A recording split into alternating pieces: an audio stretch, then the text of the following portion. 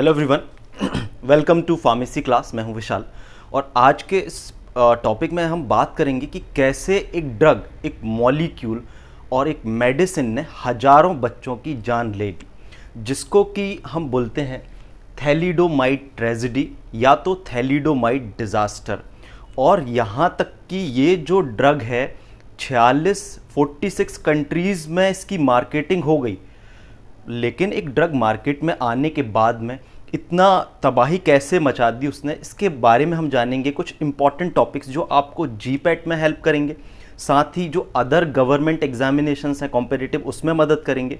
और as a pharmacist you should be aware about this concept, क्योंकि यदि आप चाहे इंडस्ट्री में जाएं या आप मार्केटिंग में जाते हैं तो ये कॉन्सेप्ट आपकी बहुत मदद करते हैं। और जब आप यदि स्टूडेंट हैं तो कई सारी जो फार्माकोलॉजी, मेडिसिनल केमिस्ट्री और सोटिक्स है, उसमें ये टॉपिक आपका कहीं ना कहीं बहुत हेल्प करेगा।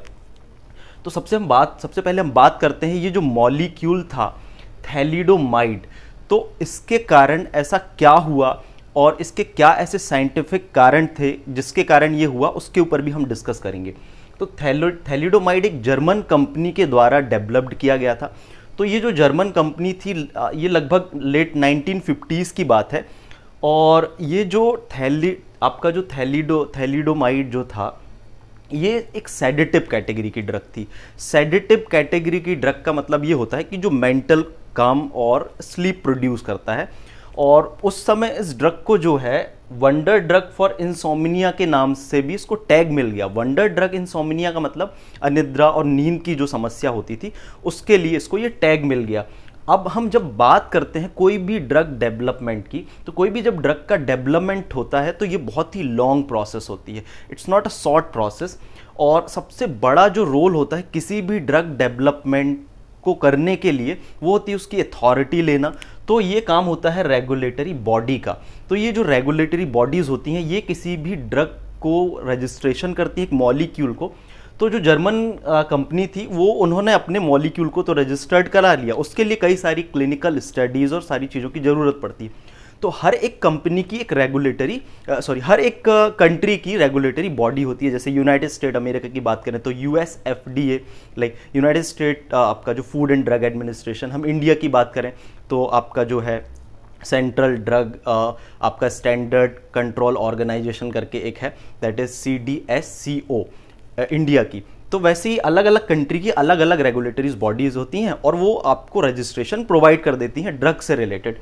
तो ऐसे ही हुआ, ये जो जर्मन कंपनी थी, इन्होंने उसकी क्लिनिकल स्टडी कर ली, सब कुछ कर लिया। और आपको बता दें 3 साल के अंदर, ये लॉन्ग प्रोसेस होती है, 3 साल के अंदर ही उन्होंने ड्रग की क्लिनिकल स्टडी सारी रिसर्च कर ली और उसको रजिस्टर्ड करा लिया।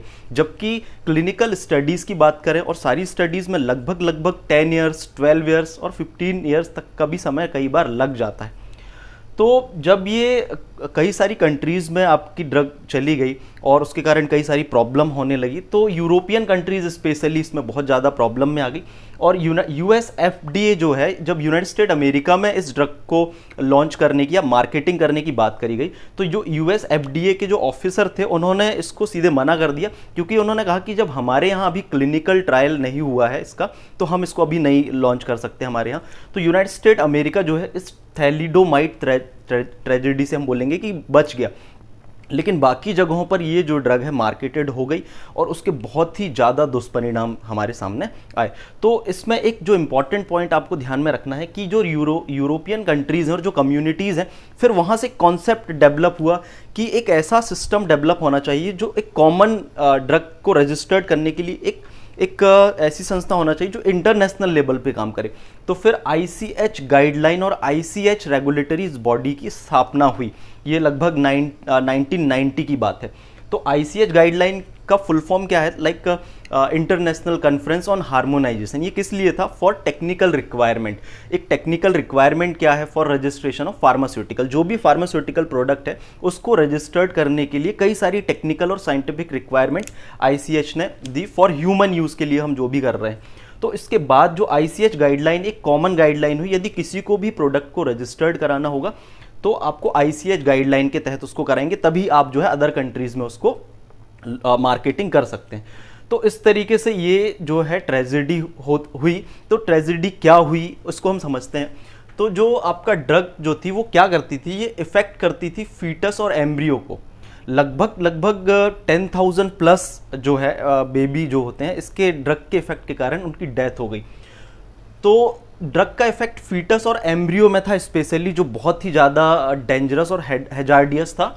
ये एबनॉर्मल बेबी जो था का कारण बना कि जो बेबी बर्थ हो रहे थे वो एबनॉर्मल हो रहे थे, मतलब उनके लिम्स नहीं थे, हाथ नहीं थे, पैर नहीं थे। तो बहुत ही ये भयानक कंडीशन हुई।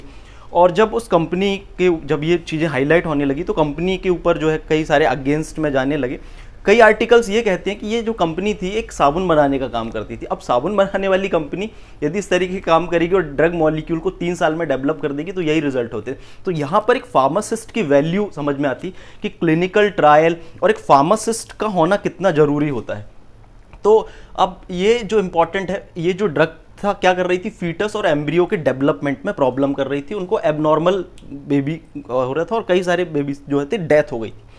तो इस जो डिसीज़ को जो बोलते हैं उसको बोलते हैं फोकोमेलिया। तो ध्यान में रखना कॉम्पिटिटिव एग्जाम्स के पॉइंट ऑफ व्यू से, फोकोमेलिया, और ये फैटल थैलिडोमाइड सिंड्रोम भी इसको बोलते हैं। अब इसके कारण ये जो कोई ड्रग या कोई मॉलिक्यूल जब इस तरीके से इफेक्ट करता है लाइक डेवलपमेंट ऑफ फीटस और बेबी को, तो इस इफेक्ट को हम बोलते हैं teratogenic effect. Teratogenic effect pharmacology में, मेडिसिनल केमिस्ट्री में, फार्मास्यूटिक्स में कई बार पूछा जाता थ्योरी में। तो टेरेटोजेनिक इफेक्ट आप बता सकते हैं और इसको आप इन एग्जाम्पल से कोरिलेट कर सकते हैं थैलिडोमाइड से। और ऐसे केमिकल्स जो ये कॉज होते हैं उसको हम बोलते हैं टेरेटोजेन। तो टेरेटोजेन में कई सारे केमिकल्स आ जाते हैं जिसमें कि थैलिडोमाइड भी एक इंपॉर्टेंट रोल था इसका। फिर इसके बाद में इसमें प्रॉब्लम कब आती है, ये एक इंपॉर्टेंट क्वेश्चन है। जो फर्स्ट ट्राइमेस्टर होता है, मतलब जो पहले के 3 और 2-3 महीने होते हैं प्रेग्नेंट वुमेन के, उनको ये जो है प्रॉब्लम करती। अब और तो और जो ये ड्रग थी ओवर द काउंटर ड्रग बन गई, मतलब इतनी ज़्यादा पॉपुलर हो गई कि आप इसको अनिद्रा या कोई चीज़ की प्रॉब्लम है तो आप जाके डायरेक्ट काउंटर में ले सकते हैं। ओटीसी ड्रग, तो ओटीसी ड्रग का मतलब होता है ओवर द काउंटर ड्रग, कि आपको कोई प्रिस्क्रिप्शन की ज़रूरत नहीं, आप जाइए वो ड्रग आपको मिल जाएगी। तो थैलिडोमाइड इस तरीके की ड्रग हो गई, इतनी ज़्यादा पॉपुलर हो गई कि आप जाके उसको ले सकते हैं। तो ये भी एक बहुत बड़ा जो है कारण बना इसकी प्रॉब्लम का। तो आप यहाँ पर एक और चीज़, ड्रग को 2 कैटेगरी में हम कई बार डिवाइड कर सकते हैं, एक ओवर द काउंटर ड्रग और दूसरा होता है प्रिस्क्रिप्शन ड्रग। तो प्रिस्क्रिप्शन ड्रग वो ड्रग होती हैं, प्रिस्क्रिप्टिव ड्रग जिसको भी हम बोल सकते हैं, कि जो केवल और केवल फिजिशियन या डॉक्टर सजेस्ट करे तब आप उनको ले सकते हैं। और ऐसी ड्रग जो है शेड्यूल एच के अंतर्गत आती हैं। तो जब आप शेड्यूल्स पढ़ेंगे ड्रग एंड कॉस्मेटिक एक्ट के अंतर्गत, तो ध्यान में रखना है जो प्रिस्क्रिप्शन वाली ड्रग होती हैं वो शेड्यूल, आपके कई सारे शेड्यूल्स होते हैं, A B like C D, तो आपका शेड्यूल एच होता है जिसके अंतर्गत वही ड्रग आती हैं जिनको केवल और केवल प्रिस्क्रिप्शन से लिया जा सकता है। तो यहाँ पर एक मैसेज ये भी है कि कोई भी ड्रग को बिना फिजिशियन की सलाह के नहीं लेना चाहिए।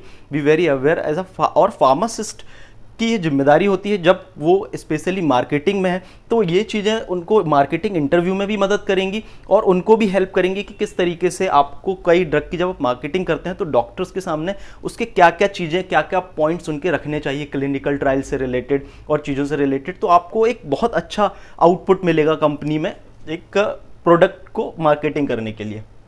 फिर प्रिस्क्रिप्शन ड्रग, अब कॉज क्या था, जनरली कई सारी जो स्टडीज निकल के आई तो उससे ये समझ में आया कि इसका जो कारण था थैलिडोमाइड टॉक्सिसिटी का या जो डिजास्टर का, वो स्टीरियोकेमिकल इफेक्ट था। तो स्टीरियोकेमिस्ट्री क्या होता है कि कार्बन मॉलिक्यूल के स्ट्रक्चर, जो एटम है उसमें आपके अलग अलग मॉलिक्यूल्स होते हैं और उनके अरेंजमेंट के कारण जो स्ट्रक्चरल चेंजेस होते हैं उसको हम स्टीरियोकेमिस्ट्री बोलते हैं। तो इसके जो थे 2 स्ट्रक्चर थे, एक आर एनेंसियोमर और एक एस एनेंसियोमर।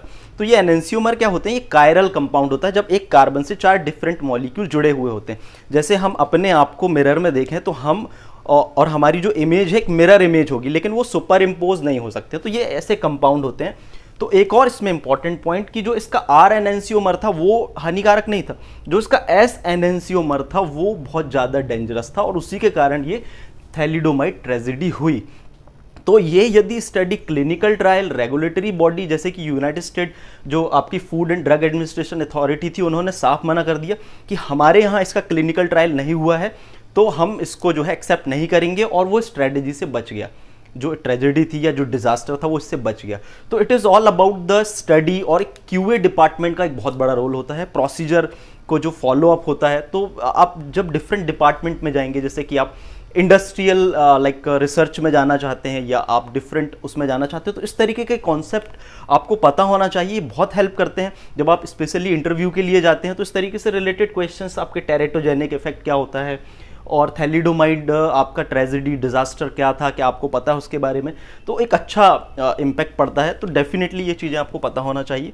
फिर उसके बाद में ड्रग रिकॉल, जब ये सब चीज़ें बहुत ज़्यादा इसके अगेंस्ट में आने लगी, कई सारे रिजल्ट्स निकल के आ गए, तो इस ड्रग को जो है 1962 तक लगभग इसको बैन कर दिया गया, और जिसको कि हम बोलते हैं ड्रग रिकॉल।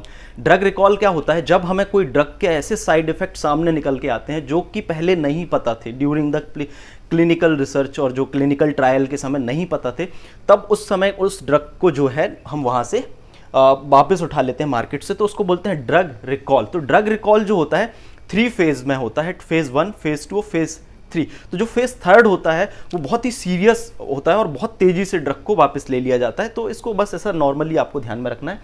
तो ये आपने पढ़ा like baby killer drug, thalidomide, tragedy और थैलिडोमाइड डिजास्टर। अब आज के जो 2 क्वेश्चन हैं आपके लिए वो ये हैं कि आपको ये बताना है, पहली चीज कि ये जो जर्मन कंपनी थी, जर्मनी की, ये कंपनी का नाम क्या था जिसने ये थैलिडोमाइड ड्रग डिस्कवर्ड की थी। पता तो चले वो कंपनी वाकई में साबुन बनाती थी और उसने जो है कैसे थैलिडोमाइड डिस्कवर कर दी, कैसे रेगुलेटरी बॉडी ने उसको अथॉरिटी दे दी, और दूसरी चीज़ कौन कौन से ब्रांड नेम के तहत ये जो ड्रग है थैलिडोमाइड मार्केट में मार्केटेड हुई। तो ये 2 क्वेश्चन आप लोगों को कमेंट करके बताने हैं। और ये जानकारी आपको कैसी लगी आप ज़रूर इसको बताएं कि कमेंट करके कि आपको कैसा लगा, और पसंद आया तो ज़रूर लाइक करें। अब इसमें जो इंपॉर्टेंट क्वेश्चन बनते हैं एग्जामिनेशन में, वो टेरेटोजेनिक इफेक्ट कई बार रिपीटेडली पूछा गया है, और कॉम्पिटिटिव एग्जाम में भी टेरेटोजेनिक इफेक्ट क्या होता है। तो कोई ड्रग के कारण यदि फीटस और एम्ब्रियो में एबनॉर्मेलिटीज आती है तो उस इफेक्ट को हम टेरेटोजेनिक इफेक्ट बोलते हैं, या तो टेरेटोजेनिसिटी बोलते हैं, और उन केमिकल को हम टेरेटोजेन बोलते हैं।